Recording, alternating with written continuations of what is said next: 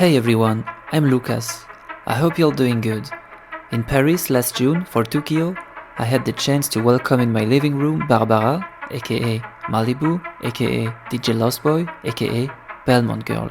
It is true that we ate cheesecake together, but only after coming back during 2 solid hours to her story, her career so far, and her early inspirations.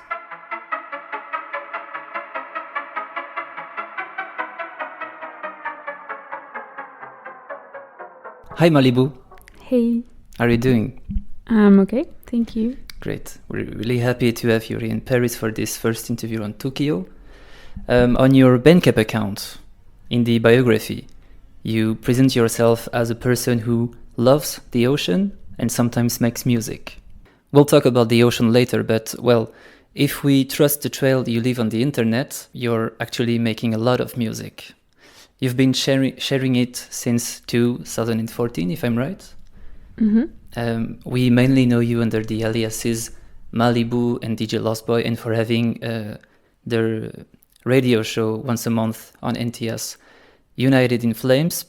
But anyway, you also have a lot of side projects. But maybe before going into the details, I would like you to tell us a little bit about your roots. Can you tell us where you grew up in France? What kind of child you were?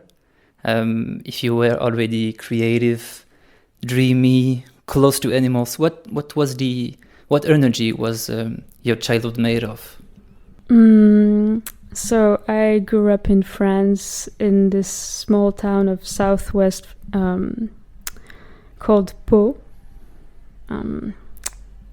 I don't really remember much, I guess, but I liked it for the most part. I was creative, I guess. I mean, that's not really something that you realize, I guess, when you're a child. You're just doing it, so I don't really know, but I would hear adults say this of me. I used to draw all the time, and I used to write stories, but I couldn't remember today. I used to write poetry, actually, and I won a poetry contest once when I was 6 years old. So at school? Yeah, I guess. And then when I was 8, I moved for my dad's job. We moved in Angola, in the capital, Luanda. And it was great. It was amazing time there. I just met tons of new people coming from all over the place. A lot of expats like me, I guess. So it was just a nice environment to grow up in. It was, I don't know, it was just great. And you came back in France after how many years in Angola? After 4-ish years, so I mean, almost 5, I guess, I don't know. When I was 14, I came back in France, and it was pretty brutal, just because I guess the mentality of people was just so different than what I was used to. So it took me a while to kind of just settle. I'd say it almost took me maybe 10 years to settle, just to understand how it is here compared to how it was. And but it was brutal to come back. I used to hate the small town that I was living in, the same that I was born in. I used to say, I hate this town. I used to never tell people that I come from this town because I was like, I hate it. I mean, I guess it's a thing that you do when you're a teenager, I guess. I'm sure a lot of people who come from smaller towns feel the same way. But then you kind of learn to like it again when you're a bit older, and when you understand that, like, actually living in a bigger city, Paris or London or whatever, it's not that much better. And if you, when you're thinking about your childhood, the first images that comes to your mind, are they in Africa or the ones in France? No, they're in France. Just a lot of memories in the countryside at my grandparents. Both grandparents, they both live in French countryside. Different type, but yeah. It's where I mostly grew up. Because my parents used to go, I don't know, on... Like, my dad used to do, like, missions for his work, so my mom would always go with him. And so I used to stay with my grandparents a lot. They're basically the ones who raised me, almost, I'd say. So I have a lot of memories there. In nature, I guess you could say. But, yeah. What kind of nature? Also in Africa? What were the landscapes you were seeing every day there? In Africa, I mean, in Angola, really. In Angola, the landscape, I mean, it was a massive city that I was living in. It was the capital. At the time, it was the most expensive city in the world. So in 2007 or something. It was very, very raw, because the country had just been out of civil war that lasted 30 years. It ended in 2003, if I'm correct. In the southwest section of Africa lies Angola. From 1600 to 1975, it was the pearl of the Portuguese colonial empire. Beneath its soil lie the riches of King Solomon's mines, diamonds, gold, and platinum.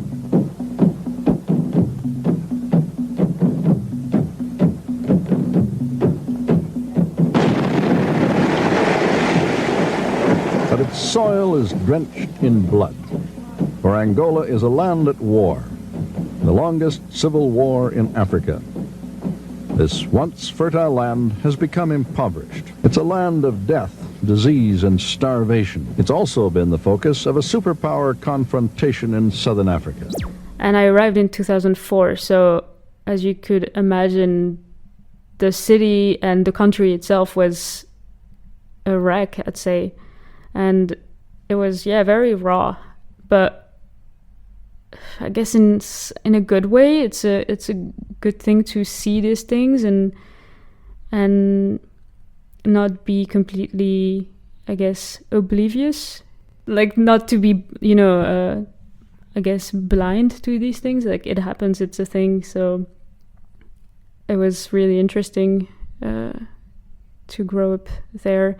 And we have to be really creative with, like, how we would spend our spare time, because there wasn't anything, there wasn't any like malls or shops or like city center where you could go like hang out or whatever. I mean, not in like a European standard, I guess, at the time. So me and my friends, we would like see each other, and we would do like films in the parking lot. And yeah, we used to film a lot of things, like movies and stuff. It was really funny. And did you go back there since? No, I didn't. Would you like? Yeah, I would love to go back. It's my favorite memories. It's my favorite time ever. It was just so good. Everyone was so nice there. And yeah, I mean, I was a teenager also, so maybe my experience would be totally different today. But I would love to go back because I have a lot of friends there, so it would be such a pleasure for me to go back and see how the city became. And yeah. Tira a camisa, tira a camisa, tira a camisa, levante pro alto, comece a rodar. Tira a camisa, tira a camisa, tira a camisa, levante pro alto, comece a rodar. Vamos dançar, nesse batidão quero ver tu zoar. Vamos dançar, nesse batidão quero ver tu zoar.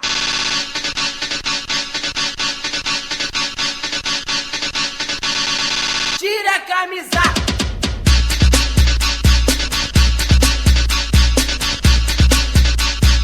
Tira a camisa.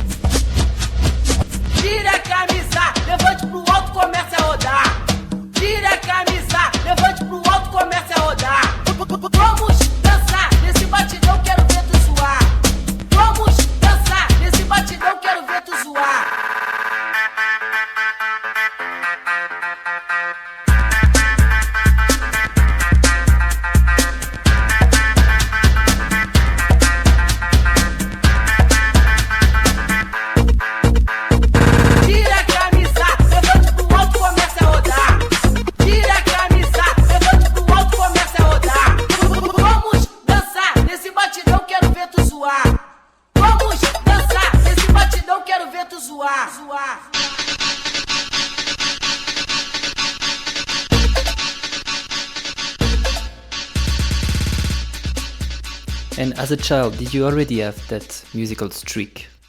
I guess so. I mean, my dad is a jazz pianist. He has a band.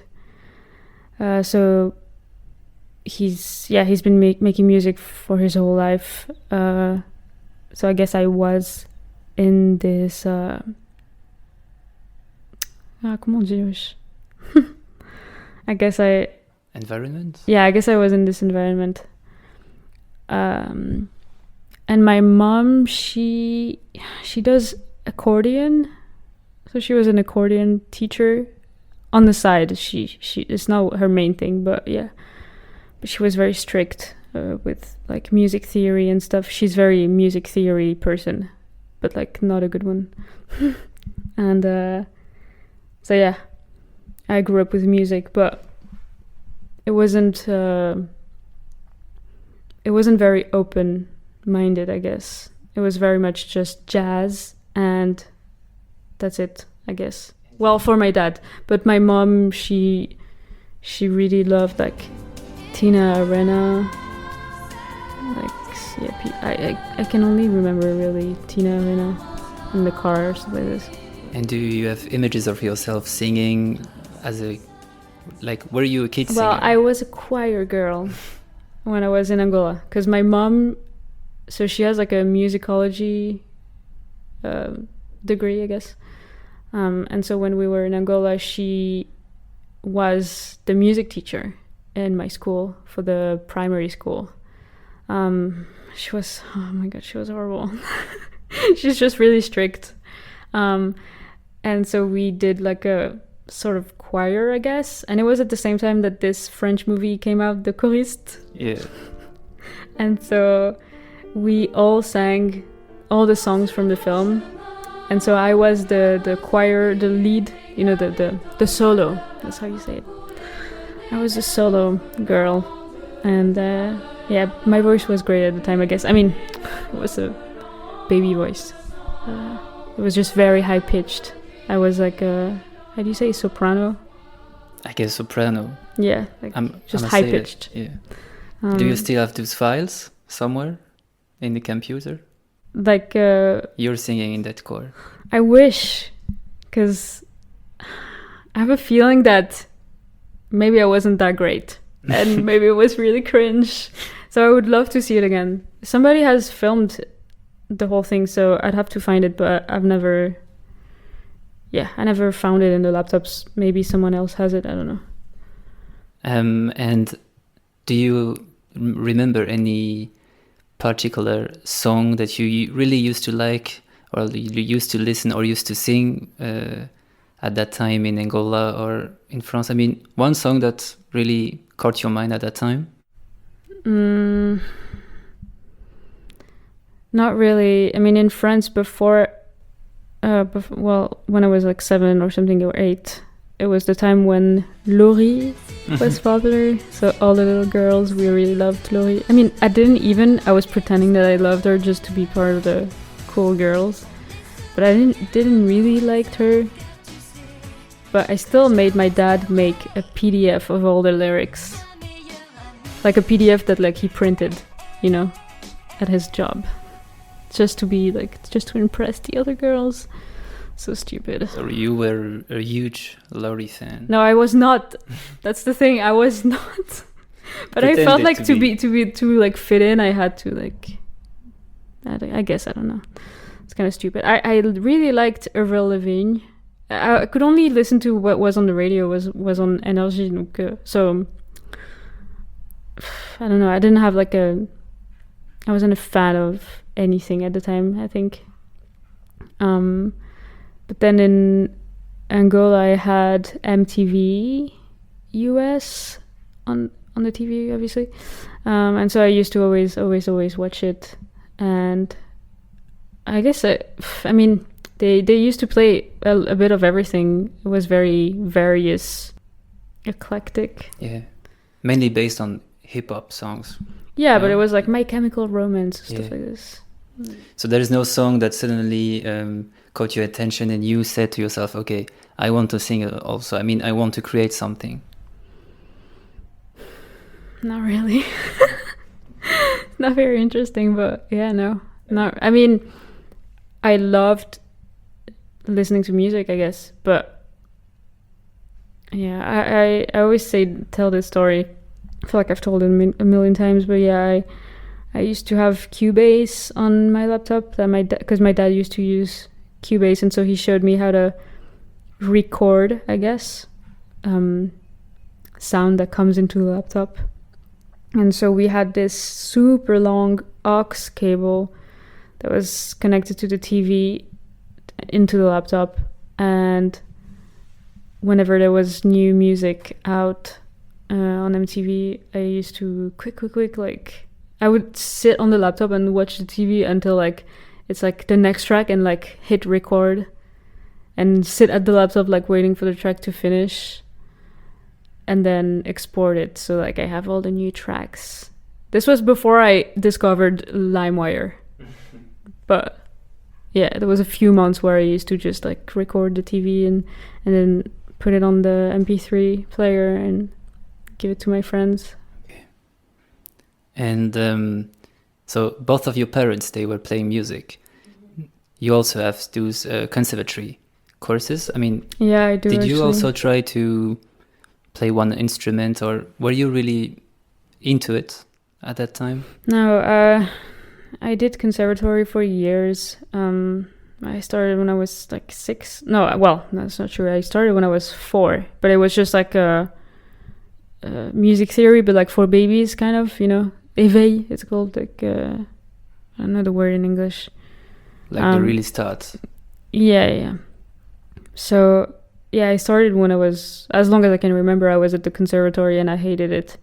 Just because the first few years I used to only do music theory, and then I did piano for a year, and then I went to Angola. I did some piano there, but it wasn't conservatory, it was with a teacher. I didn't like it that much. I just didn't like to be told what to do, or I was very, I don't know, it was getting on my nerves, let's say.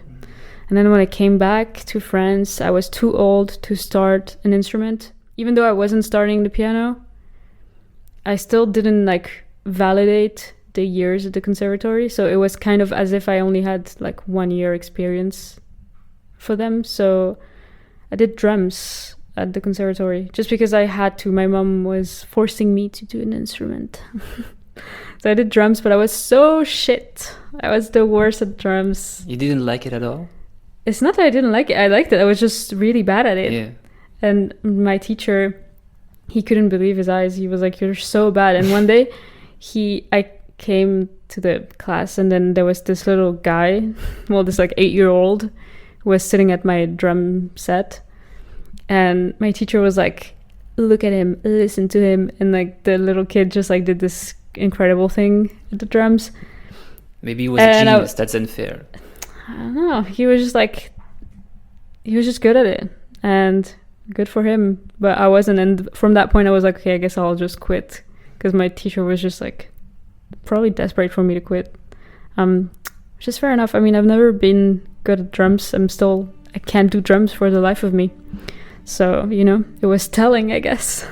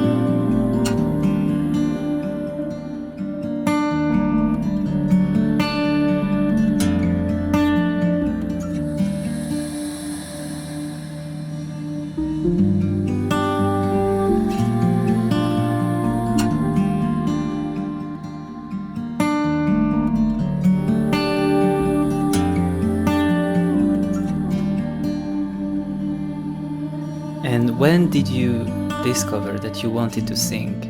When did singing enter in your artistry? The thing is, I never really consider like myself as a singer, or I never really say that I sing because I don't sing very well. I like to use my voice as a layer. Like a new instrument? Kind of, I guess, yeah. I just like to layer it, put reverb, of course, and it's kind of just to help the structure of the track. But I would never consider myself as a singer. I hate singing in, live, or I'm not very good at it, and it's fine. Like, This is really special to hear that from you, because people that know you, they really, I mean, I'm pretty sure they know a lot of songs where you're singing into it. I mean, you're doing a lot of things with your voice. Yeah, no, that's true. I mean, it's easy when I have to do like a mix and I absolutely want to do like a sort of cover of something. So I'll sing it, but like the melody's already done, the lyrics are done. I just have to mimic it. I just have to redo it, but like my way.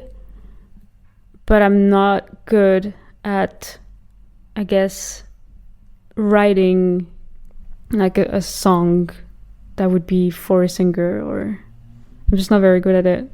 Have you? I mean, have you ever created an whole song like from the start to the end, like with lyrics and that you released? No, because I'm not good at it. It goes beyond not being good at it. It's just that like it doesn't interest me that much, I guess. So I mean, I know that I'm not good at it, so there's other people who are good at it, and yeah, I guess you need a bit of everything in life, I guess, and I'm just not that person.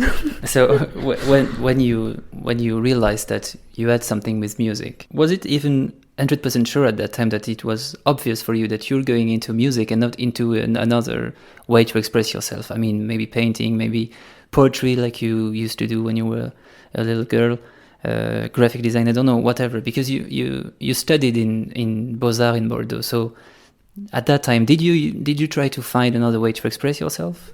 Well, I never wanted to make music ever. I did conservatory because I was forced to, literally. And then I moved cities and I moved conservatory, and I was again too old for even music theory. So I was in a class with 8 years old and I was 15 or something, or 16. And so I told my mom, like, look, I know you really want me to do this, but it has to stop because I don't appreciate it, I guess. Even though now I kind of regret it because I wish like I did it fully, but you know, life. And so I did drama, a theater, I guess, because there was a drama section in the conservatory, because my mom was still really adamant about the fact that like you need to stay at the conservatory. It was more almost for the looks than like actually enjoying it and learning. But so there was drama, so I did drama, and I was at the same time in cinema high school, well, audiovisual high school. So I graduated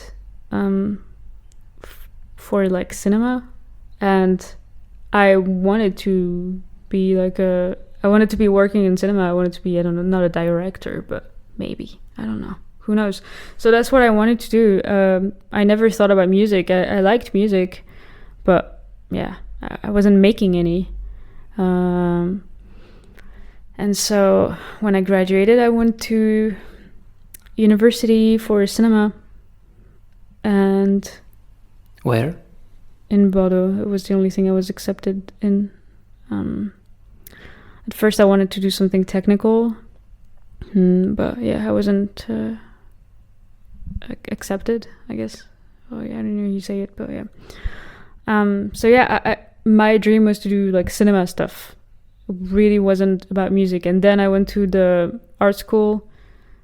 God knows why, I kind of regret it. But anyway, that's beside the point. And then in art school, it was really hard to find... It's hard to find yourself if you go there not really knowing what you're going to do. It's kind of like you feel like you're wasting a lot of time because you're just constantly trying to find yourself. It's a bit, I don't know. Well, I mean, at least for me. So it took me 3 years to finally... Because even though I had started making music on the side, I still wouldn't show it at school. It was really like my passion, my hobby that I would do at home when I go back from school. And how old were you when you started at that time? I don't remember, but it was in 2013 or something. Okay. So Yeah. it was at that time that the first time you were creating something like from yourself. Mm-hmm. Okay. Yeah. And did you like it at the time? I mean... I loved it because it was really out of passion. I have my friend Lou. We had met through like both. We had like broken up with our boyfriends, and we were like, oh, let's meet. I don't know. And she makes music, and I really loved how she, I guess, used it as a sort of language, I guess. And so I thought, oh, let's try it, I guess. Together or like... Both, I guess both. But I mean, I wanted to try it for myself. I was like, it seems like a good like way to get things out of your body, I guess, your mind.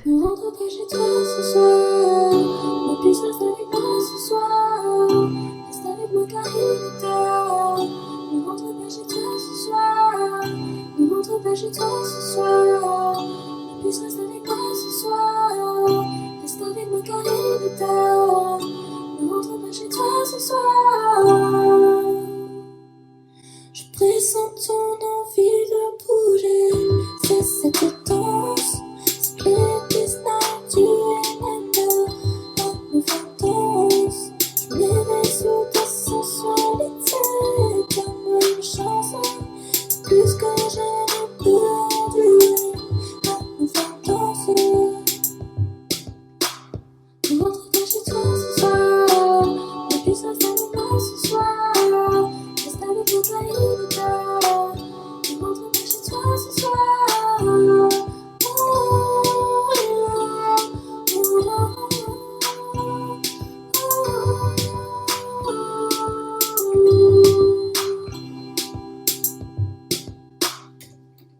Le groove de la basse nous fait vibrer sur ma séquence. Ces coups qui ne cessent de me fourrer, me mettre en transe. Sont ma captive, sont ma dulcinée. Qu'est-ce que t'en penses? Je me plierai à tes volontés. Donne-moi une chance.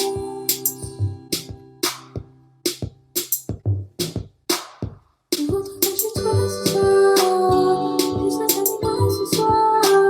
Reste avec moi il est tard. Je rentre pas chez toi ce soir. Je rentre pas chez toi ce soir. Juste reste avec moi ce soir. Reste avec moi il est tard. Je rentre pas chez toi ce soir. Yeah, I used to just spend hours and hours and hours on the MIDI keyboard. I had this like expander box that has like over 2,000 sounds in it, and I had the MIDI keyboard plugged into this, so I would spend hours, if not days, just like looking for... I used to like have this little notepad, and I would go through the whole expander box thing, all the sound banks, just to find like which pad I like or which sound I like. And then I would spend hours. I don't know. I just thought that music was a great way to just kind of lose yourself and not think about anything, and you're just playing around, I guess. As an outlet. Yeah, exactly. Okay. So for the longest time it was this, and I wasn't even on the laptop. I mean, I was, but I wasn't using any software. I mean, I wasn't using Logic. My first track that I've posted on SoundCloud was this.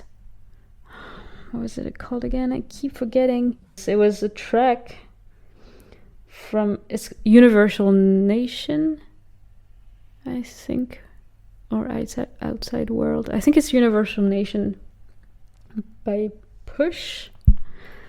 And I only had Audacity, and I put it in Audacity, and I just stretched it and added reverb, and I uploaded it.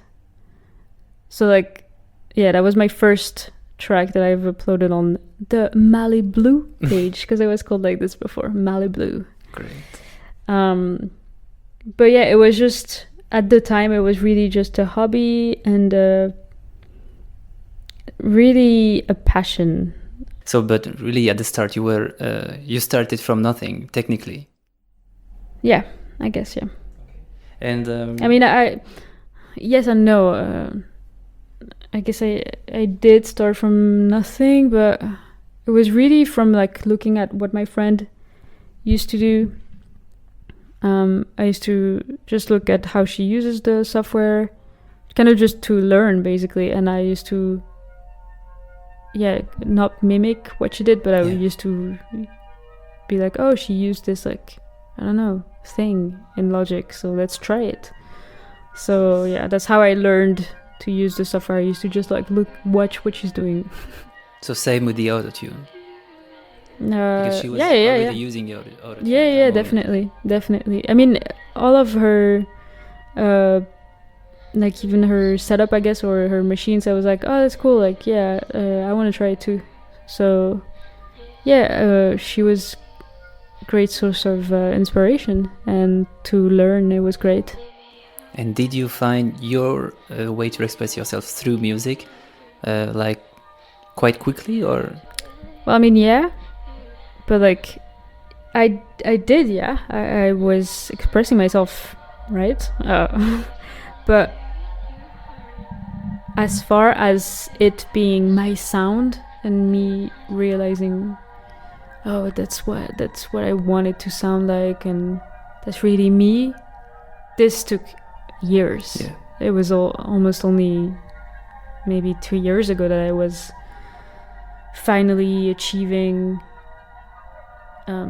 my sound, I'd say. And it was actually without overthinking, because I used to always overthink. I used to always think, oh, I don't know, what if people don't like this? Oh, maybe people want to hear this type of music. Or maybe it's not like, I don't know, like dancey enough, or maybe, you know, people want to dance, people wanted to move, blah, blah. And so, yeah, you always express yourself, but like, whether it's your sound or not, then I guess you're the judge, and it can take a while. And can you name from that time artists or songs that really inspired you at that moment to create your sound, to orient your sound towards something new, like that only you were going to do? I mean, OK Lou was obviously my first, I wouldn't say, inspiration, I guess you can say, and support also at the time. Was very supportive, so it felt nice. But then, and I just adored everything that she would put out. So yeah, it would just provoke, I guess, something in me that was like, oh wow, I don't know, so nice, so inspiring, so fresh, I'd say, and nostalgic, I don't know.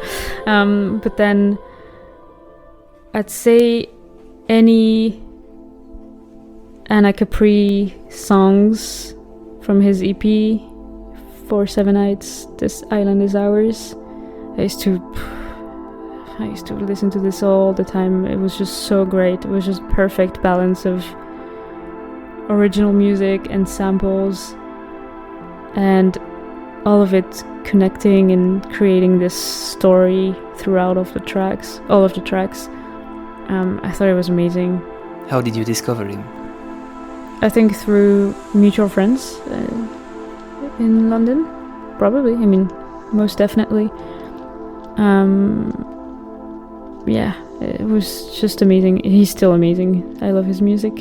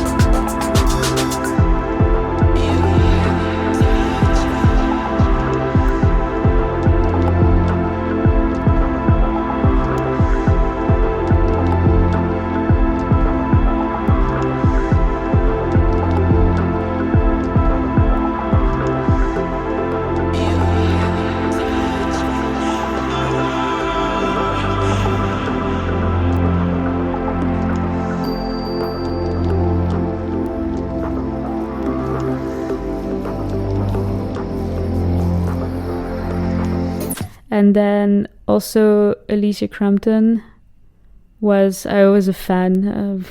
I just loved her so much, loved her music, still do. It's perfect balance of samples, little like sound bits, voice stuff, I don't know, just, and then original stuff, and also very specific genre of music and blend. I don't know, it was just very inspiring. That's all I can think about right now. Okay, so that's how you started to do your own music. And what about the extended songs, enchanting endless loops, reverb, strings, resonating instruments, sonic sound? How did these kind of sounds enter into your artistry? I actually don't really know. It was never like it was almost like an unconscious or like a subconscious decision. Like, is it by experimenting all these techniques that you captured, like your sound, or it just came like that, like randomly? I think a little bit of both. I guess I kind of knew what elements I liked out of this and that song. It can be the most random song, but like if there's 2 tiny seconds at one point that has this like massive sense of space and reverb, or like these like little notes or little, I don't know, like distant flute, or even just a sort of voice in the background that says even one word. I don't know, it can be anything, it can be super small, and that will inspire me to make music, I guess. I don't know. I don't really know. Sorry, what was the question? I guess it is a bit of both experimenting and coming from me, I guess. I don't know. Okay. And it feels like you really like the idea that music can be endless. Can you tell us about that? Did I say this somewhere? No. Okay. I mean, I guess it's easy to notice it. I mean, you're the only artist I know who can select, let's say, 10 seconds of Strange World by Push and turn those few seconds into a whole hour, just like you did in one episode of United in Flames. Yeah. I mean, you're really into reverb, stretching, extending. So what is it that you really like about slowing something down, or to make it like infinite, kind of? Well, I think there's a part that's a bit. I mean, maybe it's a bit obnoxious to say it, but it's part of me that's like, wouldn't it be funny that for this mix that I was asked to do, the track list is only one track? It's funny. So it's kind of for that purpose, I guess. There's something funny that I find funny about it, and so that's where I start. I'm like, ho ho ho, so funny. But then I just, it's actually hard to find a great thing to loop without it sounding funky or, I guess, boring. And sometimes I'm just kind of, there is this intent of like, oh, that's so funny to do like 1 hour of this one thing looped. There's also a lot of times where I'm just on Logic and I just drop a random track that I like and kind of just accidentally loop one part, and I'm like, oh, it actually sounds great.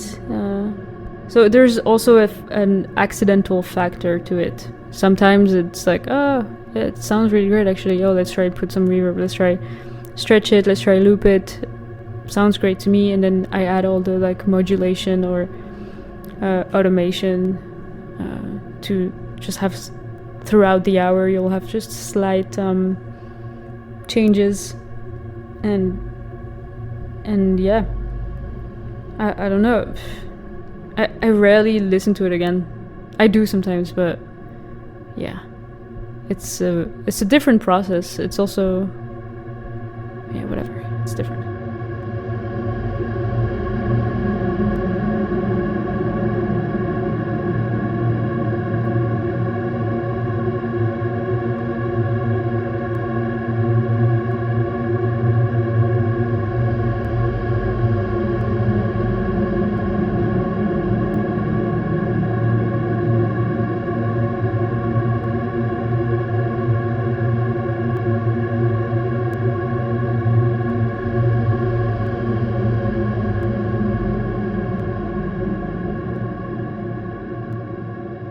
It's hard to find music.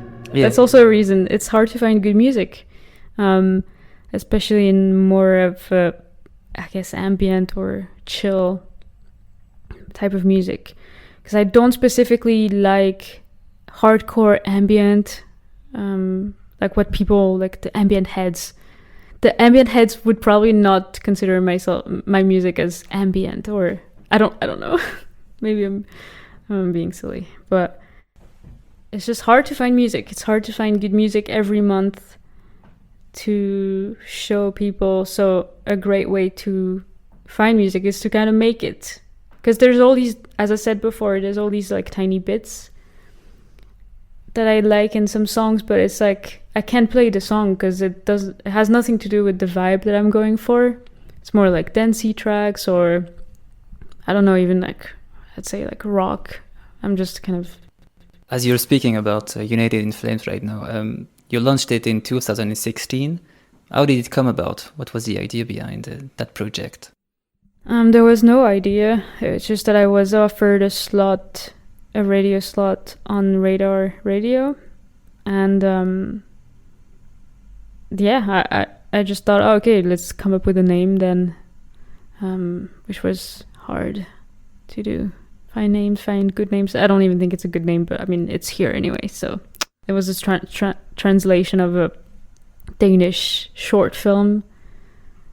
It was just in the dialogue, and then at one point they say, in Danish, they say, United in Flames. And so I thought, that's great. Whatever, let's pick this. United in Flames. But so yeah, I didn't really have any specific idea of what I was going for. I just knew the vibe I was going for, something chill out, ambient, and it is nice to have guests also, friends or people that I look up to. How do you prepare this mix when you're inviting some guests? Are you saying like, can Can you do me like 30 minutes of... Yeah, basically I say... You're not working together? You're not really like working together? No. I say, hey, like, I like your music. Do you want to be on my radio show? You can do between 20 and 30 minutes of music, or even less if you're not comfortable. I'll just fill up the rest myself.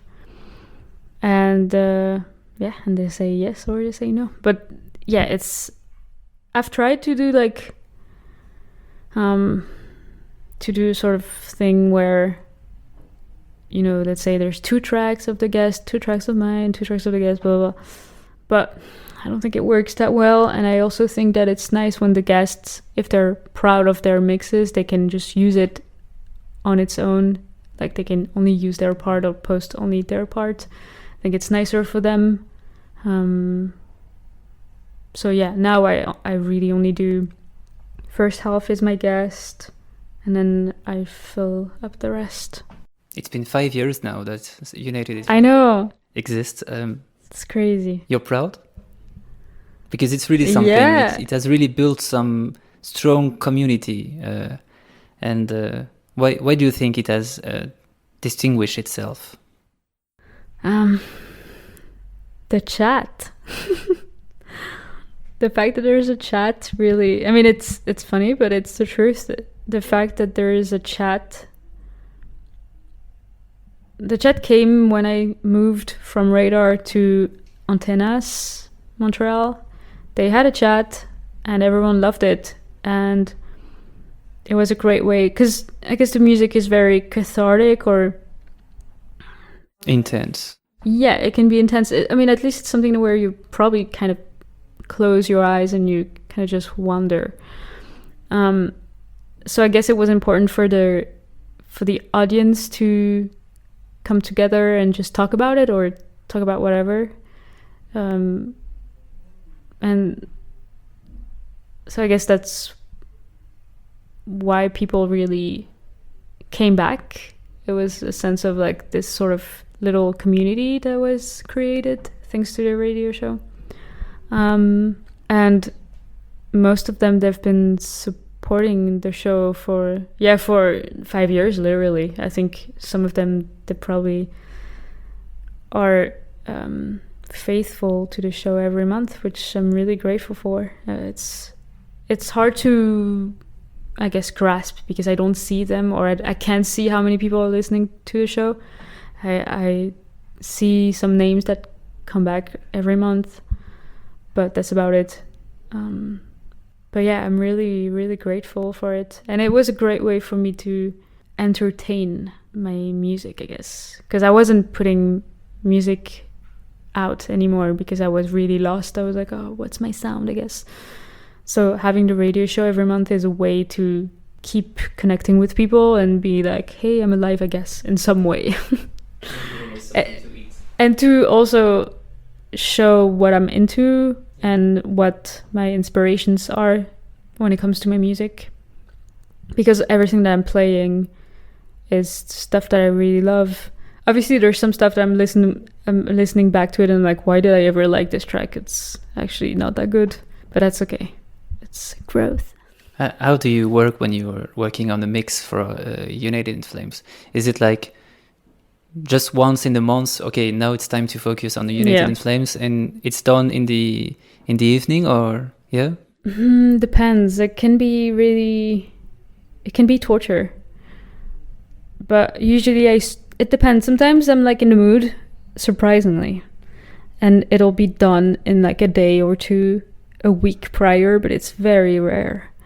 Usually I start like 2 days before.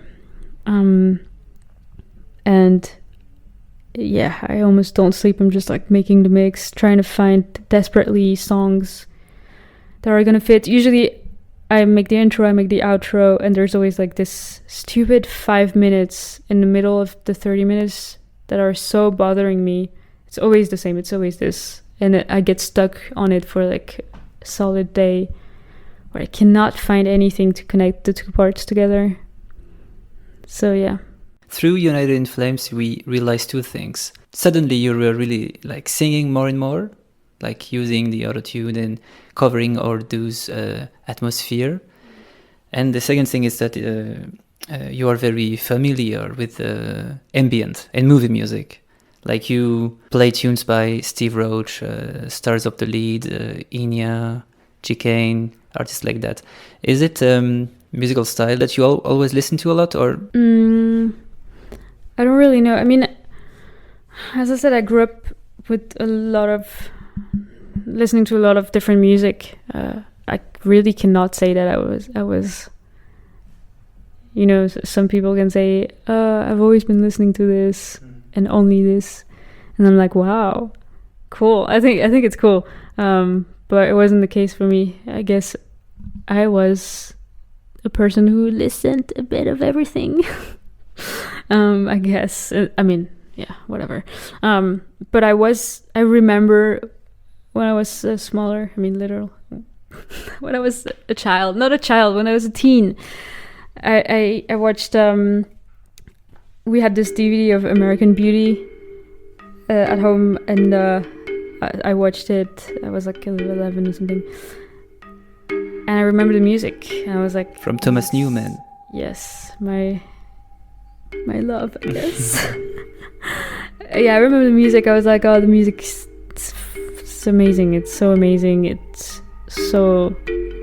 really stays inside of your head, and the pads are perfect.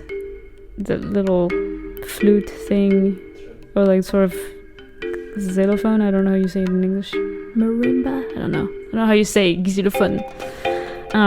Anyway, the little instruments that he uses, it was just perfect.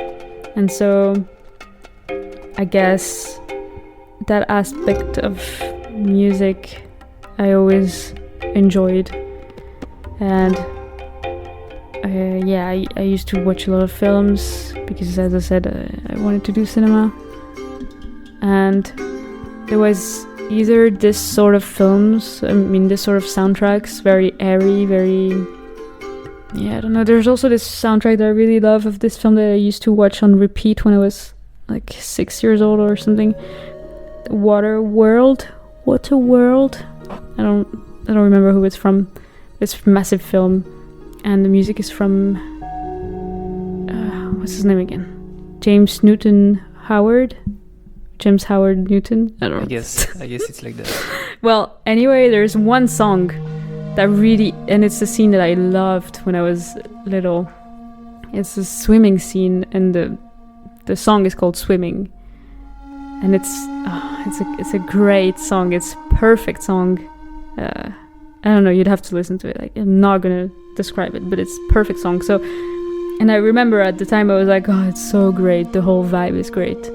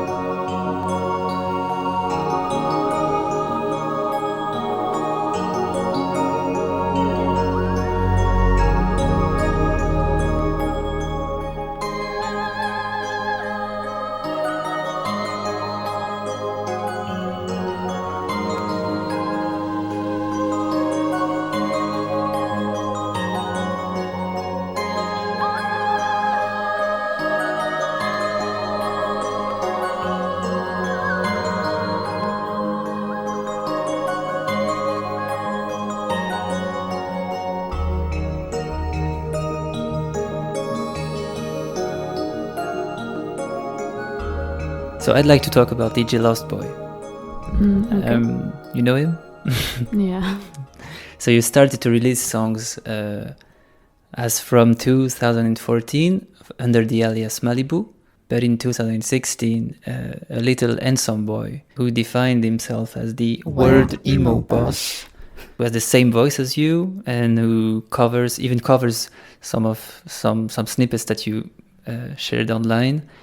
This little guy suddenly also started to sharing music. What was the idea back then? How did it come about? So I guess I felt some sort of a pressure with Malibu for no reason. It was just a pressure of, as I said before, finding my sound, and I couldn't find it. And I don't know, I didn't want to just post stuff that didn't make sense, or I don't know, I was just putting myself under pressure for no reason. But I still wanted to do things just like for fun and like little edits. So I just thought that I would make this sort of dump folder almost, which was DJ Lost-Boy. I just wanted to have this SoundCloud thing where I can just post random edits, just random things, just for the fun of it, just for the passion of making music, I guess. And so that's what happened. And but I didn't plan it. I wasn't like, oh, I'm gonna do this like character that's not me, blah blah blah blah. Like, it wasn't like this. It was just, I don't even remember why I took Lost Boy. I don't remember. It wasn't anything deep, that's for sure. It was very quick. I was on Skyblog, these like MySpace of friends, and I was on my Skyblog, and I was like, oh, the photos are funny, I guess, looking back. And then I was just kind of browsing, and I saw this one picture of this like little guy who was just posing with like a black sweater, looking in the camera with like blue sky in the back, and he's probably at the beach or something. And I thought, oh, it's a great photo. It's such a great photo. Like, everything's great about it. It's so nicely like proportioned, I guess. The colors are nice. I don't know. So I just thought, oh, great photo. Let's use it as a profile picture. So that's how it came about. But yeah, it wasn't any like overthinking or. And this guy is not all the time the same guy. I mean, you also took some pictures from another guy who seemed to be a huge fan of Olympique de Marseille. Yeah, it's not the same guy as the one on. No. I just, there's these like little pictures that I find on Skyblogs or random places. I don't know. It's just like nice pictures of just like friends together, or just like kind of like nostalgic times of like 2006 when you used to take pictures with your friends. And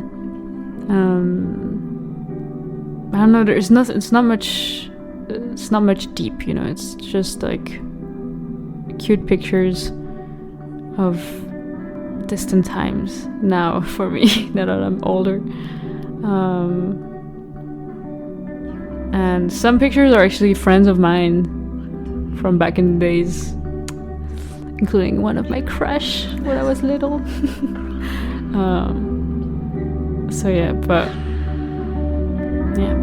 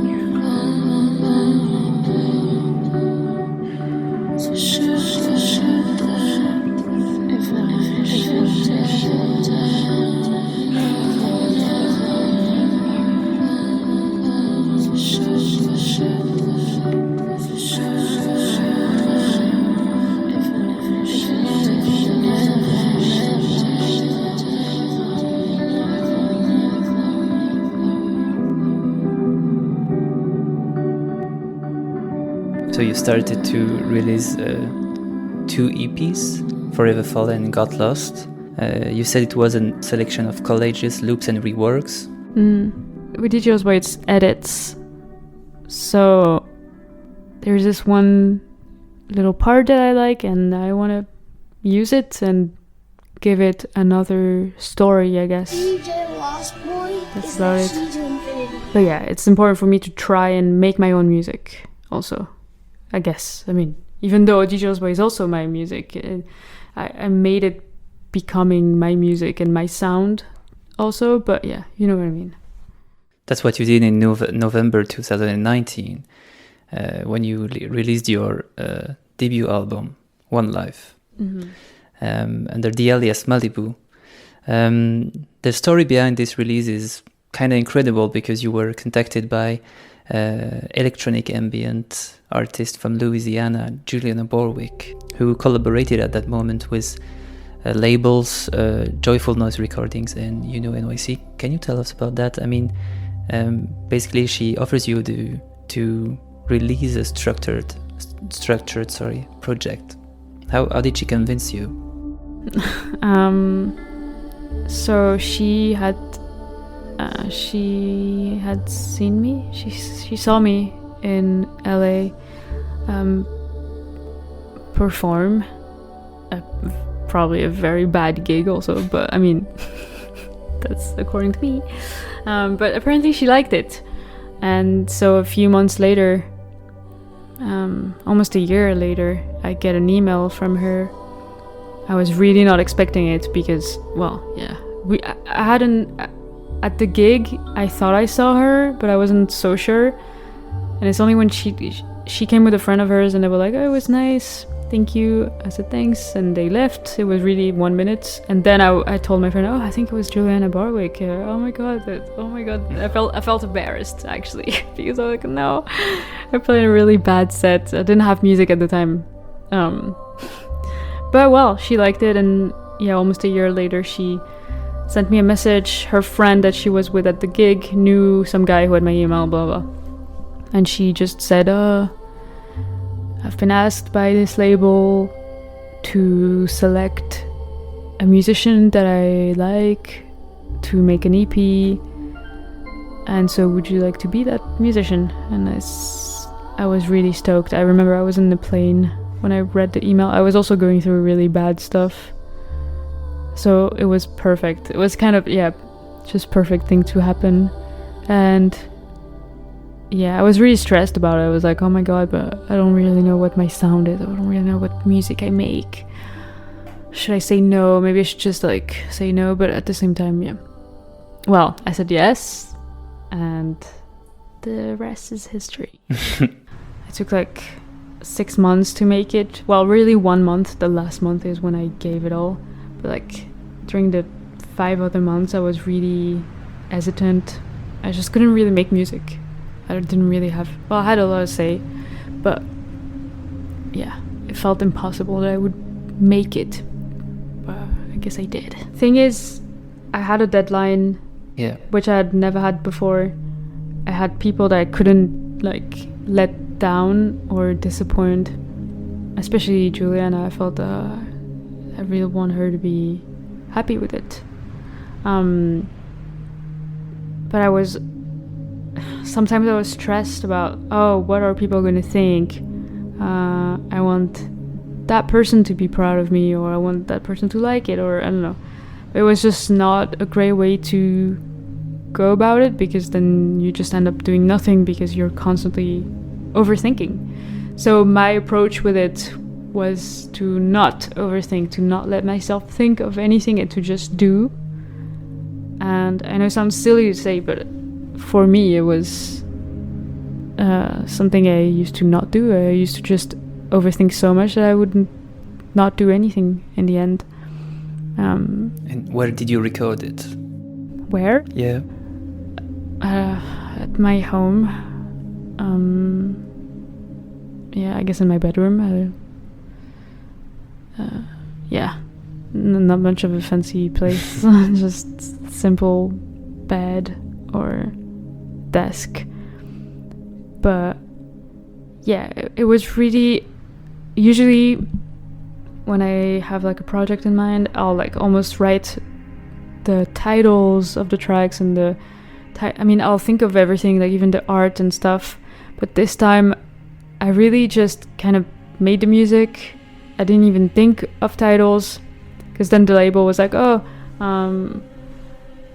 what are you going to title the tracks? And I was like, oh fuck, I didn't even think of this, which is very unlike me. So it was actually a great way to work, to just don't think of anything, just do and write what you have to write and say what you have to say, and that's it. And it's really about, like, if I listen to the tracks, if I was unsure about, initially there was going to be 6 tracks, and then the 6th one I was like really unsure about, I kept going back to it. I was like, ah. And then at the end I was like, you know what, fuck it, like if I keep going back to it and I keep being meh about it, then it's not the right track to be in this, and I'll just throw it in the bin. Whereas the other ones, I would just like do the test if I can listen to them without listening. If nothing kind of strikes me, then it's, I don't say it's good, but it's decent.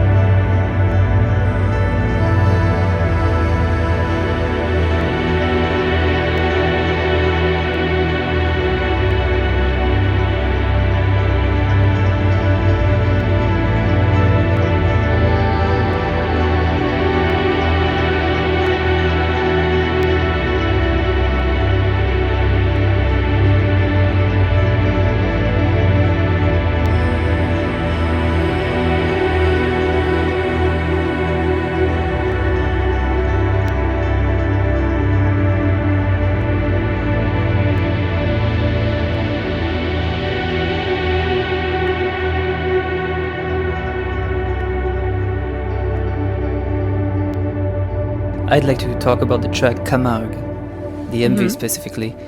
I guess it's your first MV ever? A music video? Yeah. You say MV, I don't know. Music video, Okay. yeah. Yeah, it's my first MV. So you shot it with Daniel Swan at Seven Sisters, Eastbourne, UK. Can you tell us about that experience? It was great. Yeah, I've never made a music video. I've been a fan of Daniel Swan's work for so long now. I remember I used to want to be his intern when I was in art school. So it's so funny to me that we made a music video. But yeah, it was really great. It was important for me that he liked the track also, and that he was excited about the project. And I think it was different for him than what maybe he's used to, so he seemed to be really happy to do it. And we had amazing help from Claire, who provided the clothes and the accessories, and just great help overall.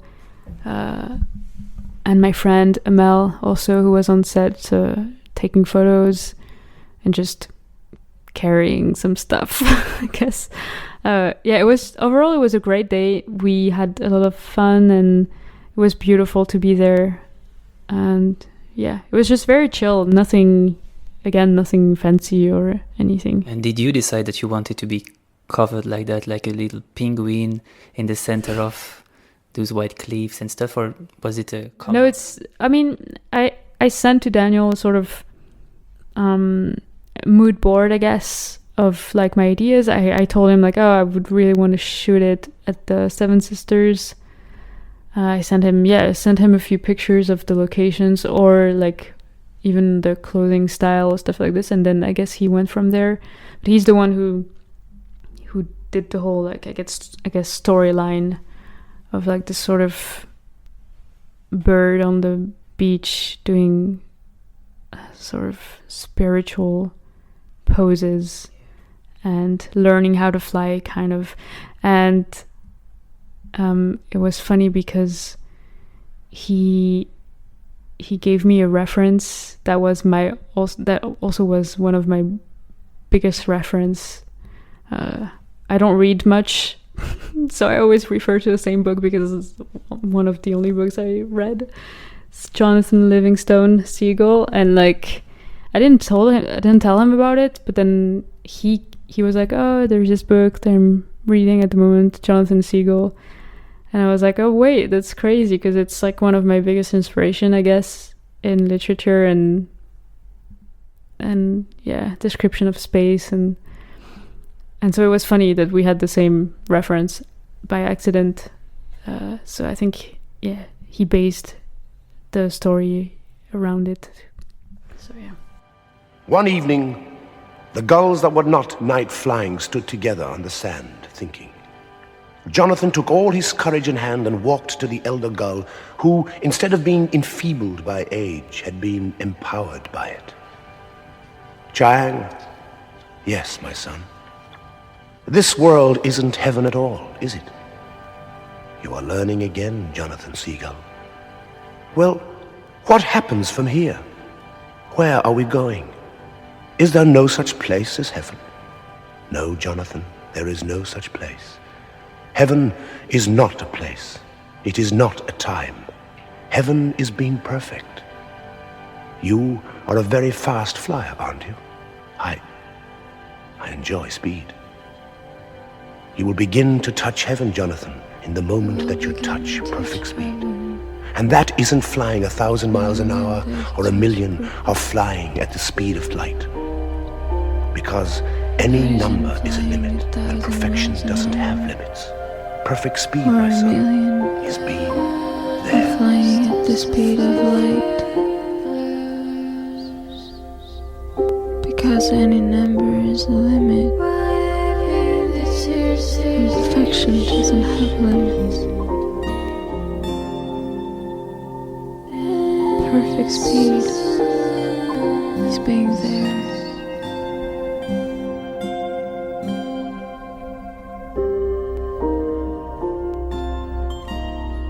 Do you have any favorite tracks from that album? I'm not sure. I guess I love the first one, Nana, just because it's titled after my little sister, who's called Nana. So that's just for that I like it. But then I guess One Life, the last one, it really gets me. Every time I listen to it, I'm like, oh my god, it's a bit intense. It is. In a good way.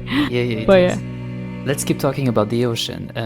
The sound of the waves comes again and again like a leitmotif in your album, and also in your music in general. What is it that you love so much about the ocean? I think it's mostly like, it's kind of like memories when you're a child, when you go to the beach, when you just kind of remember being in the water and feeling good, I guess. Yeah, it's really about tied to like the memory of times where everything was simpler. I mean, even today when I go to the beach or to the ocean alone, it's just like, it's super grounding and vast and simple, and the sound is like recurring. Yeah, there's something grounding with it, and I don't really know, I don't think about it that much, or I don't like theorize it, I guess. I love the water. I love being in water, I guess. But maybe it's tied to like memories that I have also. I mean, other memories apart from going to the ocean or going to the sea. I had this like nanny when I was a kid who was my neighbor, and her name was Lulu, and she was fanatic of dolphins. Everything was dolphin in her place. Everything, the wallpaper, everything was blue and dolphins. There was statues of dolphins everywhere. She had the integral of Flipper the dolphin in cassettes. She had like Wally, stuff like this. Oh, is it Wally? Willy. I keep saying Wally, but it's Willy. Say Willy, c'est le truc là. Bref. And so she used to go nap, and she would put me in front of Flipper cassettes, and so I used to watch this all the time. So maybe it stems from this. I also have this. I was talking about it with my friends the other day. That when I was like 8 or something, my mom took me to a therapist because I had problems with my little friends. And this therapist, I only saw him once, which is quite unfortunate because it was great. At one point in the session, he told me to go lie down on the waterbed. He had a waterbed. I thought it was crazy. It was my first time seeing a waterbed. It was amazing. And so I was just lying down on the waterbed, and he had this like hi-fi station where he had whales sounds on like CDs. And so it was just like 30 minutes of me like being on the waterbed, and with these like, and he had like a sort of lighting system that those like waves, on the ceiling.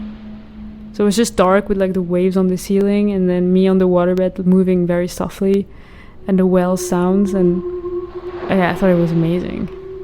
So maybe it comes from this. Did you record these sounds from the sea, from the ocean? No, unfortunately. The sound from the beach is called 4K Cabo wave crashing or something. I don't know, but it sounds great to me. What would be for you the ideal place to create your music? You can imagine. Well, overlooking the ocean, for sure. I would love to be, I don't know, in Ibiza or something. Have like a humble shed on a cliff looking at the sea. I'm asking Sounds you, like a dream. Yeah, it is.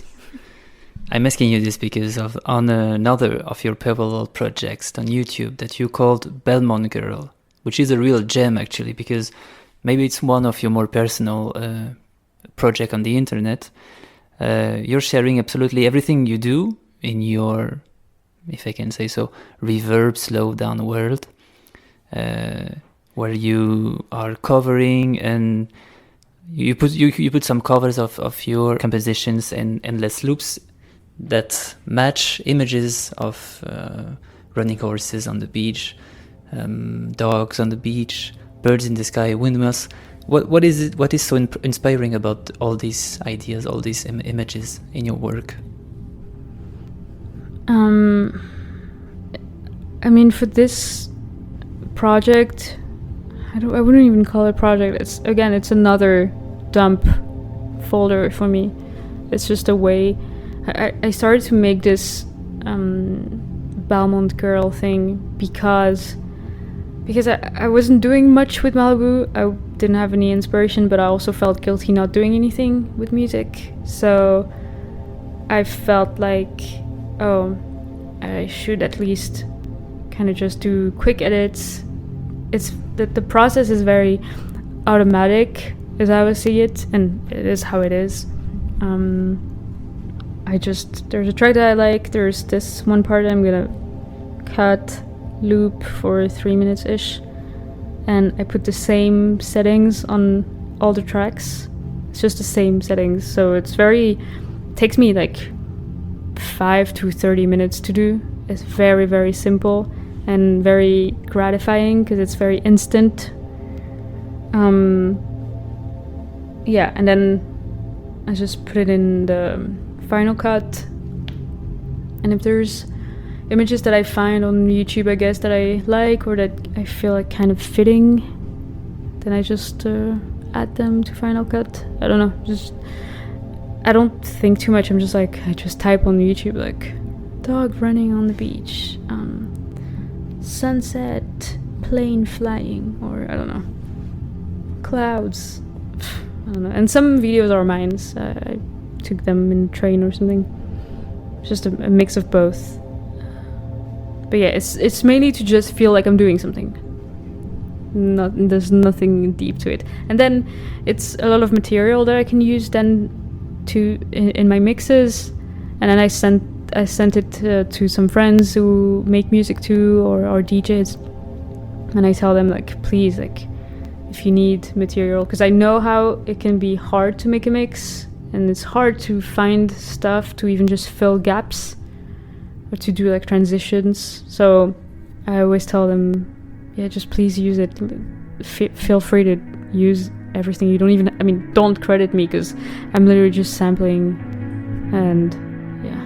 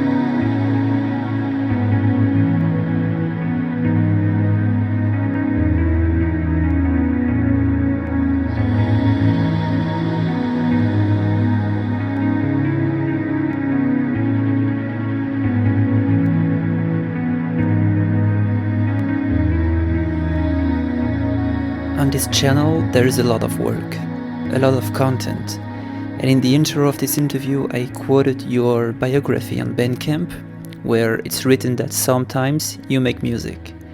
It may seem paradoxical to read this, knowing everything you already did and still do, all your projects, your monthly show. How many times a week are you making music, for example? Not much, actually. No? That's why I'm saying like sometimes I make music. It's because for me, making music means making Malibu music, which is what I feel is like the professional side of me in some way.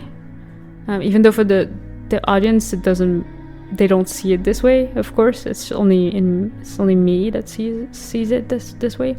But so making music with Malibu is really, it's so like cathartic and hard, because I start overthinking, and it's really about like, do I have something to say? And it's original music, so I have to come up with the things.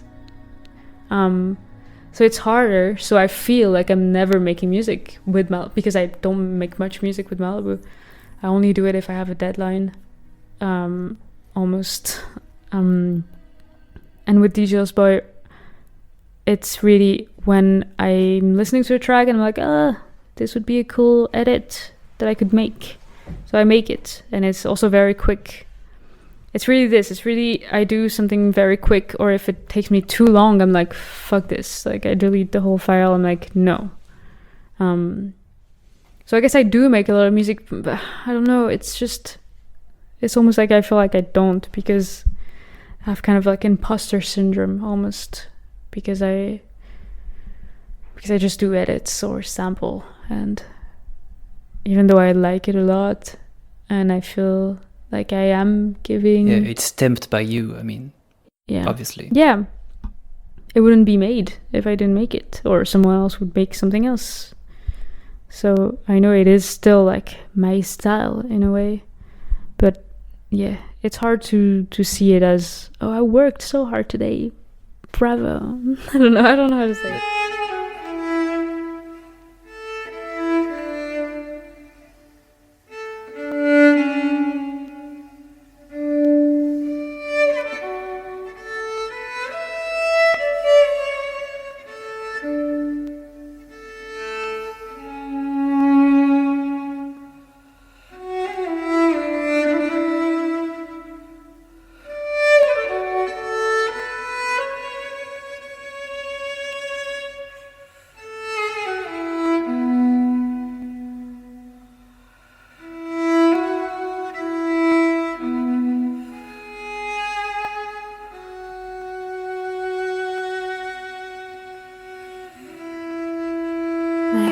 Is swirling like a rocket, recalling guilt in its race.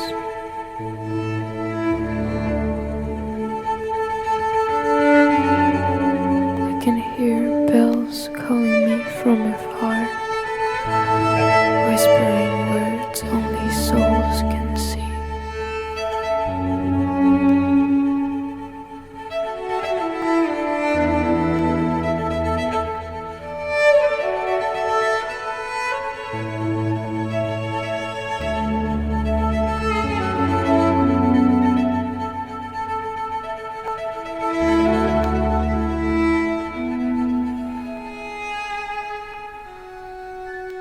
My heart is swirling like a rocket, recalling guilt in its race.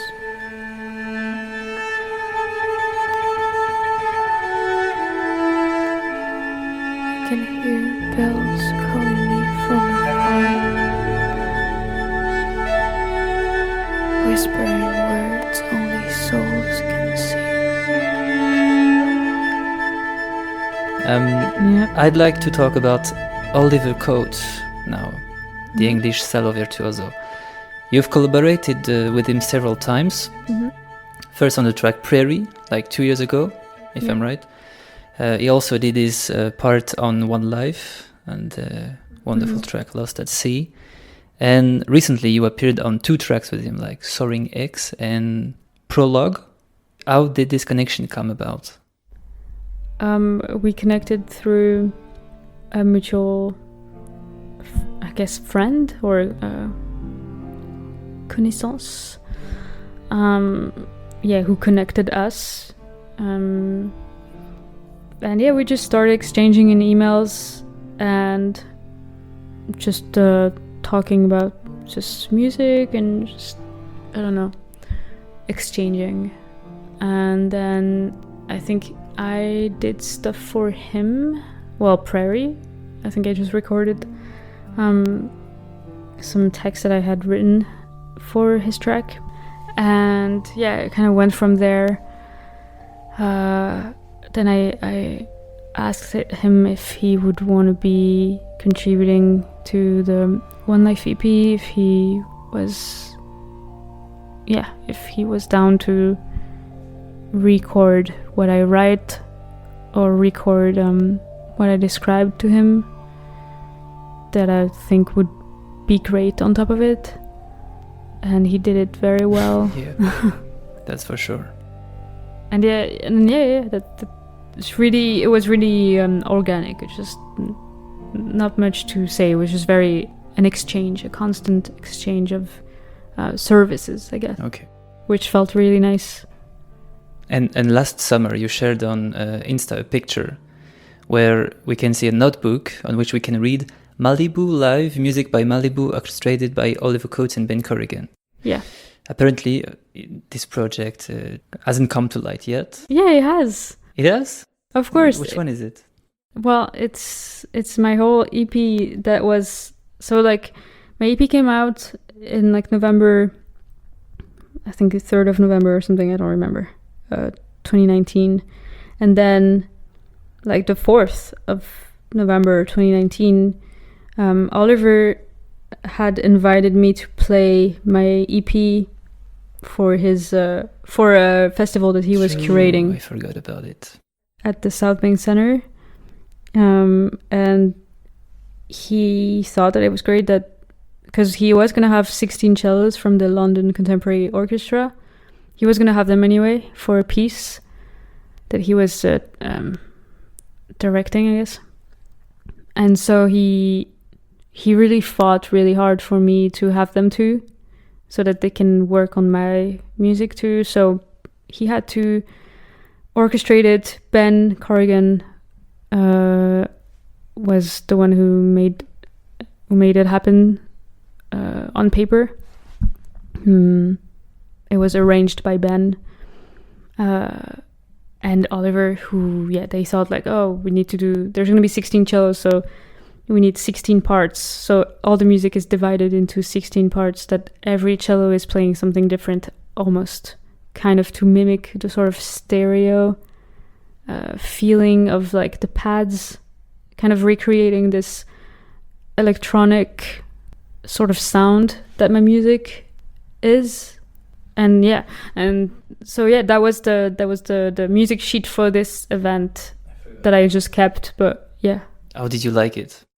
No, it was brilliant. It was just one of a kind. It's really something that you don't think is gonna happen in your life. I guess especially on my scale, you know. I'm a small musician, so you don't assume that it's gonna happen to you.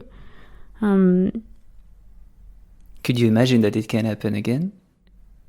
I mean, maybe, but let's just say that I'm not greedy. I very much cherish the fact that it happened once already, and that it was such a great experience and so amazing to hear. I felt really annoyed that I had to be on stage. I really wanted to be with the audience, because I just really wanted to listen to them and to just watch them and listen to my music being played. It's an insane feeling. Like, you can't really. I remember I was during the rehearsals. I was in the seating area, and I was on my phone just like texting or whatever, and we were rehearsing, and I would stop being on my phone. I was like, wait, like, it's your music that they're playing. It's insane. And I was just, I was just realizing that they're playing my music right now, and these 16 people are just like rehearsing your sound, all the things that you've written. So yeah, it's just a crazy feeling. I wish it to anyone who makes music to have like a sort of similar experience with live orchestrated music, I guess. Just few words on your work and activities during coronavirus. Where did you spend that time? Quarantine. Where did you spend the time? I spent it at home by myself, I guess. I'm asking mostly. Yeah, sorry. I'm asking you this because I think 2020 was one of your most prolific year. You released The Flash with Taurus.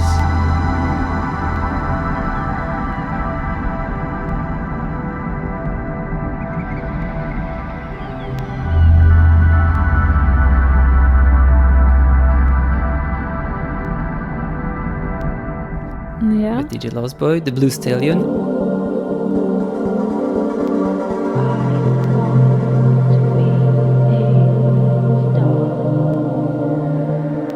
And you also took part in Détente, Life is Life album. with this incredible song, I Pass By. I pass by. Don't have to stop when there's someone I see.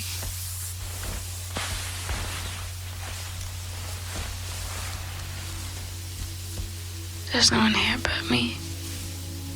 I'm fooled by something inside my head. If I lay down, I might seem kinda dead. Just keep on wasting time. Did you draw the cover of that album, by the way? I think it's written Did that I? you did it, or you and someone else. No, I only did the art, I guess. But then I found the image, I guess, and I kind of edited it a little bit. But then he added something else on top, I guess. But what did I do? Maybe I did. I don't know. I don't remember. I guess I don't consider the year to be very prolific or anything, because as I said, anything that I do that is not Malibu, it doesn't feel like I did anything. It's maybe because it doesn't really involve anyone else. Like DJ Lost-Boy, I make the music. The music's been made for, well, it depends. The Blue Stallion, I made the music, and then for some reason, I don't know what happened. It was great. I made it the first week of quarantine in like 2 days. Everything. Well, except for one track that I had already made.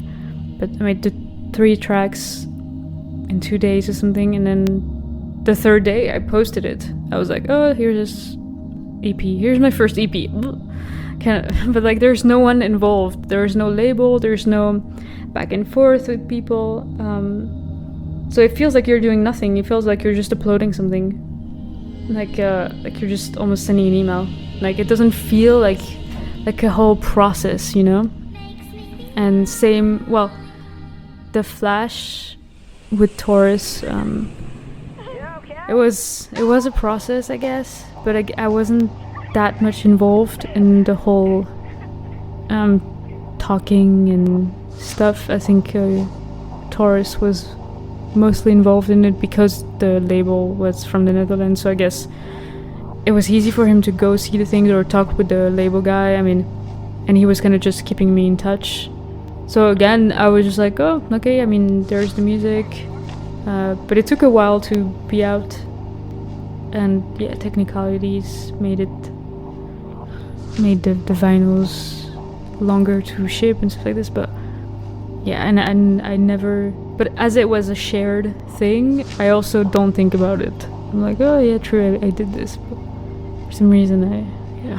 Well, that's really interesting. It sounds like, in your opinion, you're never making any music. I mean, you released 6 projects as DJ Lost-Boy, and 4 these 2 last years. That's a lot. Yeah, I guess. Not done yet.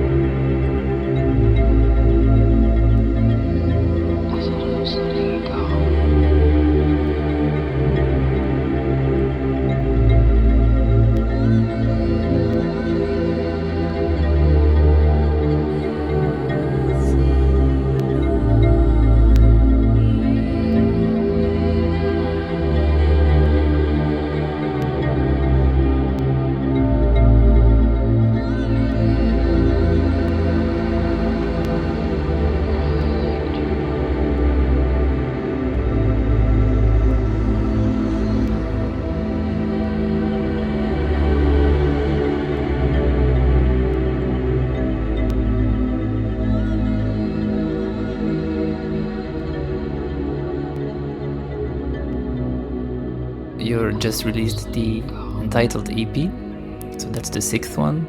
It's a 6 track where you sample Nelly Furtado, Grimes, Yeah. Charlie XCX. Yeah. When did you make that project?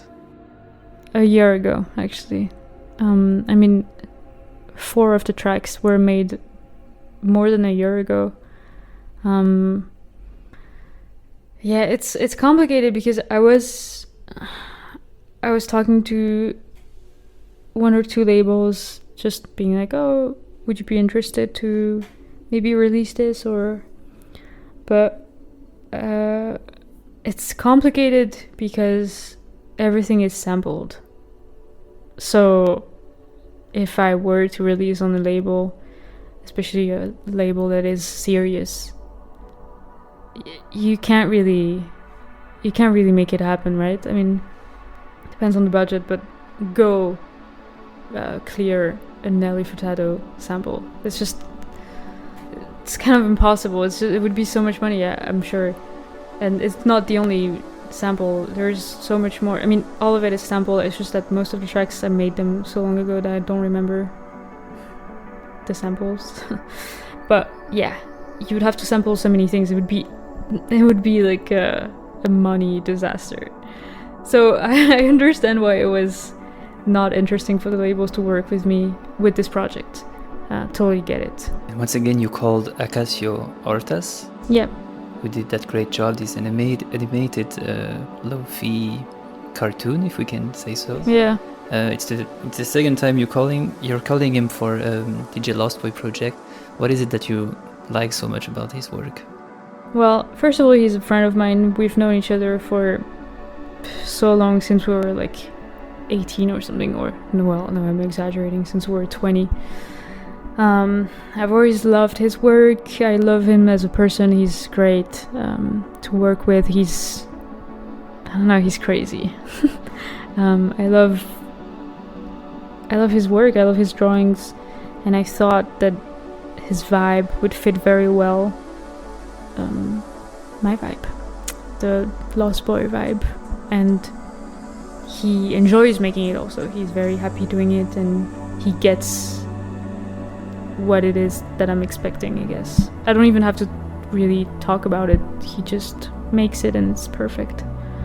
So it felt nice also for me to have a friend to work with. I'm so used to do everything on my own, almost everything,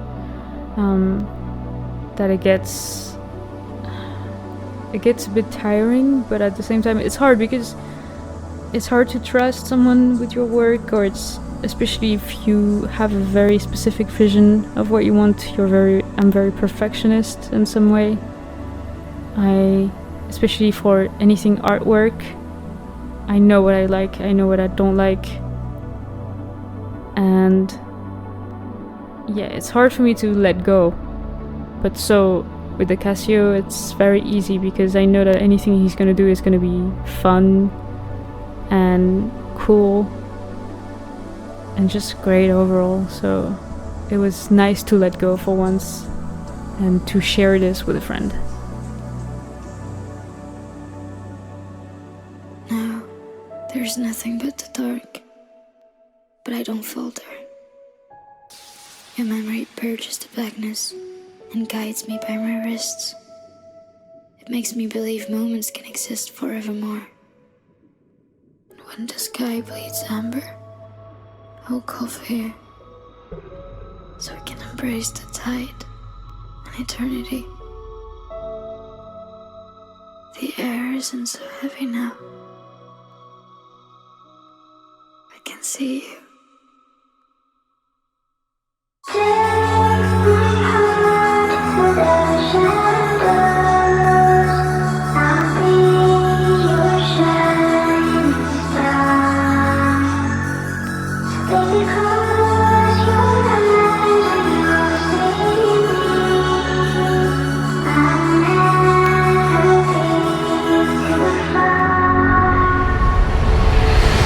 Recently, you also came up with this collaboration on Shining Star with a London-based producer, Darko, on his last project, Eternity. I guess it's more and more frequent that you come up with some spoken words, no singing, no auto-tune, like Prairie, like I Pass By, Shining Star. Do you like this way of expressing yourself through only speaking? I guess. I guess I do. I like when in some tracks there are like spoken parts, or even just a word, you know. You know, when people are like, remember me, or I don't know, just like random stuff. You're writing those texts or you're just reading them? I think that because we did so many with Davor, I keep forgetting which is which. Like even not just from that album that he's putting out, but like other mixtapes and stuff. But I think on this one, he wrote everything. And I'm just reading, basically. Which I really like doing. I just really love it. It's fun work to do. Very easy. Yeah, and what is certain is that your voice can now be used in many different ways. So much so that last November there's a movie directed by Caroline Poggi and Jonathan Livingston that surfaced on YouTube. It's called Bébé Colère, like angry baby or baby angry. And you are the voice of a little baby girl who has no name and no parents. It's really beautiful, sad and powerful. And if you're in Paris right now, it's because this movie has been selected for the 30th edition of the festival Côté Court. Can you tell us about that experience as being, for the first time, I presume, a voiceover? Well, I really like it because now on Letterboxd, I am considered an actress. I'm joking, but it was a great experience. I've been a fan of Jonathan and Caroline for a while. I've always loved how they make films and how they write. So I've always had in my mind, I told Caroline, I was like, it's funny because I always thought that like I would be like acting in some way in one of your films, but I never knew like how or what, and I guess I manifested it. I told her this, she was like, funny. So I guess I manifested working with them, and I'm a voice actor, which is great. It was a funny experience. I had never done it like professionally with like 3 people in the room, a sound guy in the studio, but I was really stressed for some reason. I was just afraid that it wouldn't be good enough, or especially because I'm not really used to speak in French, I guess. Record French text. So it took me a little bit to kind of just get into it, but it was really quick. It took us like maybe an hour or 2 or something. Even they were really surprised. They were like, oh, it's really quick actually. It was great. It's just you just kind of had to dive into the text and get into it, I guess. That's why I feel we did it like from the beginning till the end. We did it like chronological. I don't know how you say it in English. From the beginning to the end. And so I feel like you can tell, well, at least I can tell that at the beginning, you can tell that I'm a bit like, kind of just like, very not into it, I guess. Not as much as that by the end, I'm just very much into it, and I'm very much feeling the words, and I'm much more comfortable, I guess. So that's interesting. Depuis hier, j'ai des nouveaux voisins. Ils ont un garçon de mon âge. J'ai pas encore réussi à l'approcher car sa mère est tout le temps en train de lui donner le sein. Ça, c'est quelque chose que je regrette. D'avoir jamais goûté le lait de ma mère.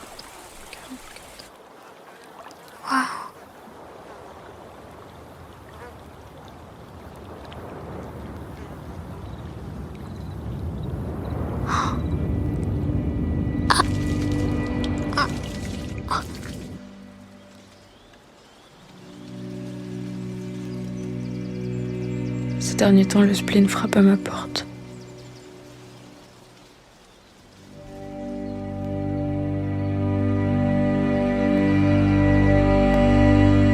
beaucoup à ma mère.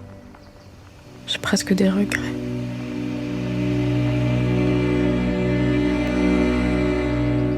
Et si j'avais réussi à outrepasser ma rage, pourquoi n'ai-je pas pu être comme les autres bébés?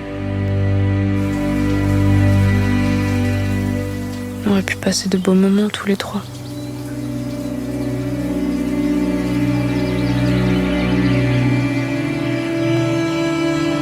Et qui sait, j'aurais pu avoir un petit frère ou une petite sœur. Je noie mes pensées sombres dans des boissons alcoolisées.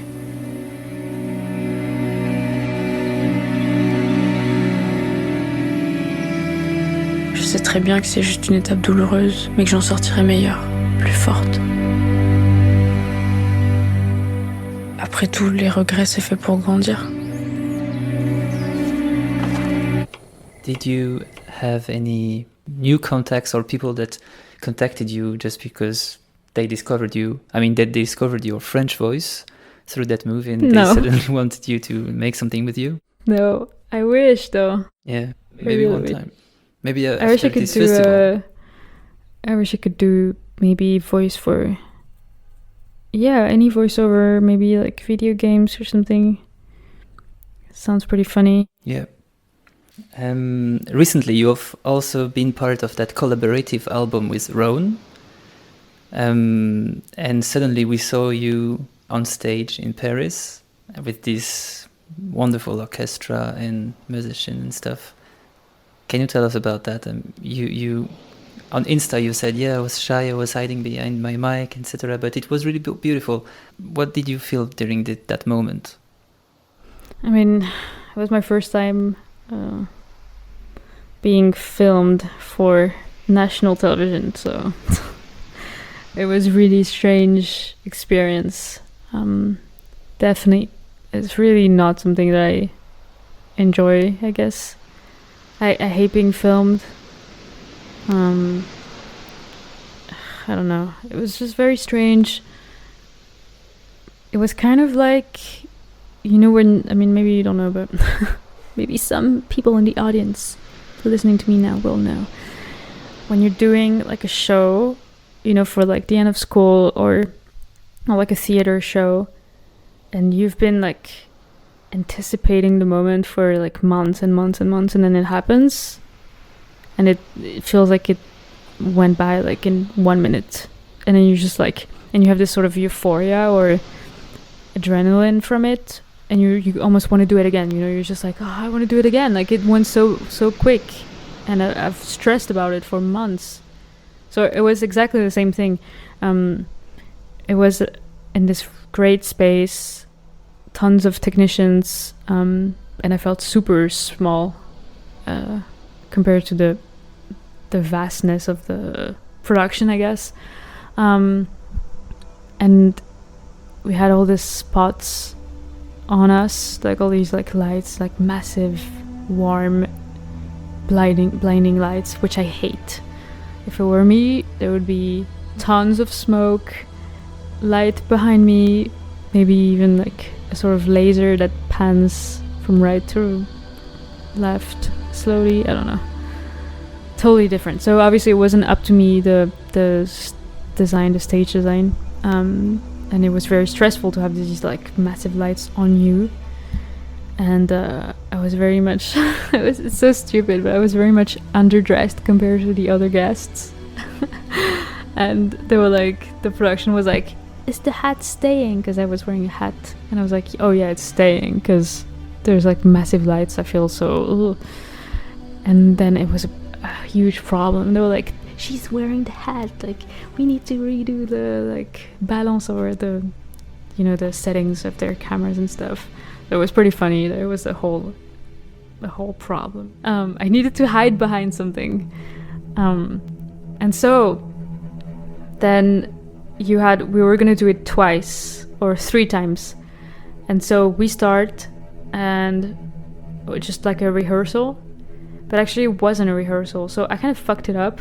I forgot to press the buttons of the song, I guess. So then I was just like standing there, and I was saying in the microphone like, oh, I forgot to press the button. And then they still like kept it going. I was like, okay, well, I mean, maybe we can stop, like I forgot. And then they were like, coupe, cut. And it was actually a real, like, they were really shooting it. And I was like, well, you could have told me, like, you told me it was a rehearsal, so I wasn't properly, like, standing up. I was just, like, playing around anyway. And then we shot it twice again after this one. And so it was just very weird, because there's this cameraman that's, like, I don't know, maybe it's silly that I'm saying all this, because I'm just really not used to it, but maybe tons of people are used to it, so they're just... But I don't know. It was your first time? Yeah, it was my first time, so I was just like, oh my god, intimidating, I guess. But yeah, I'm grateful that I did it, but Half a month. yeah, I don't think I would do it again. Well, I don't know.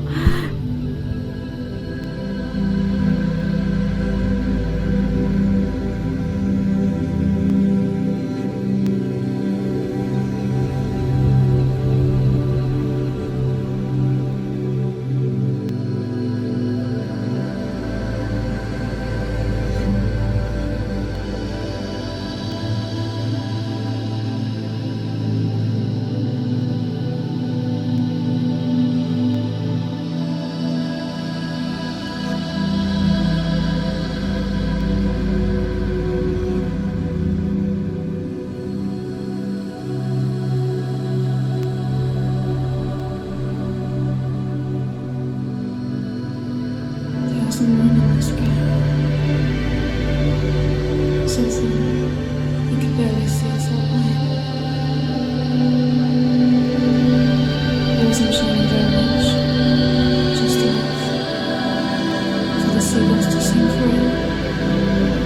In the night, too dark, was for any of them. There was a window between the universe and I, and the rain would crash on the glass, but never on us. There was a moon in the sky. I hate being on stage, that's the thing. I dreamed Even hiding behind tons of, I don't know. Yeah, if there's a fog machine, if there's decent big fog machine, I'm down to do it. Give me fog, give me nice lighting, and I'm good to go, I guess. So, I mean, yeah, I would do it again, but definitely, maybe that's where the perfectionist in me comes in, I guess. I would want to do like the set design or something. I would want to do something that feels like me, you know. Yeah. Maybe in the future. Maybe in the future. By the way, in the future, what's coming on? Do you have any things to tell us, like future projects, or do you have any plans for next weeks, next month? I mean, Something. I'm trying to come up with a joke, but I can't find anything. My brain is tired. But I mean, I'm working on my second EP, I guess. Awesome. And so, yeah, that's what's on my mind for now. Really trying to finish this EP. I think it's gonna be... No, I don't know. I think it's gonna be nice. I hope it's gonna be nice. It will be nice. It's kind of a chapter 2 to One Life. I'm keeping the same kind of elements. With like the sea, with just like some sort of like sounds that are similar, the same sort of lush strings. Yeah, just a bit different, but in the same sort of vibe. Kind of just be complementary to One Life. So that's what I'm focusing on, and we'll see. Name. No, I have some ideas, but I'm not We'll see. sure. Yeah, you'll see. Stay tuned. Great. Thank you very much, Malibu. It was great. Well, thank you for having me. I don't know what I just said this whole hour. Maybe I was rambling a lot. Or going into circles, but thanks to the listeners right now who are listening to me. Thank you so much. Thanks for having me again, and I'll see you in my radio shows maybe, if you want to give it a listen. You're always welcome to bombard the chat. Hey, this is Malibu, and you're listening to TUKIO.